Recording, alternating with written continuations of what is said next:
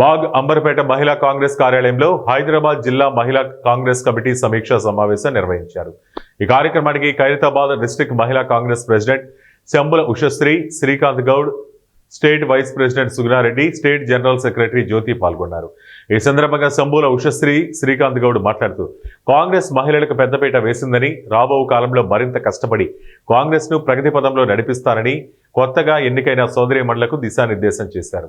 ఏర్పడి 1 సంవత్సర కాలం గడుస్తుంది.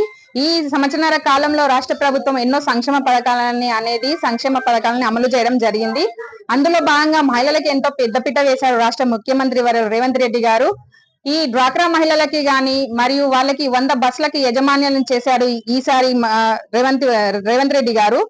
అలాగే మా రైతుల గురించి కూడా రైతు బంధుని ఇస్తున్నాడు. అలాగే రైతు రుణమాఫీ కూడా చేయడం జరిగింది. మహిళలకి ఉచిత బస్సు ప్రయాణమే గాని, అలాగే ఉచిత కరెంటు గాని, మా ఆరోగ్యశ్రీ కింద 10 లక్షల ఉచిత బీమా గాని, ఇలా ఎన్నో సంక్షేమ పథకాలని రాష్ట్ర ప్రభుత్వం వచ్చిన సంవత్సరన్నర కాలంలోనే ఇవన్నిటిని కూడా, అలాగే ఉద్యోగాలు కూడా ఇవ్వడం జరిగింది. స్టూడెంట్స్ కి కూడా ఉచిత 5 లక్షలు చదువుకి సంబంధించి 5 లక్షల బీమాను కూడా ఇవ్వడం జరుగుతుంది.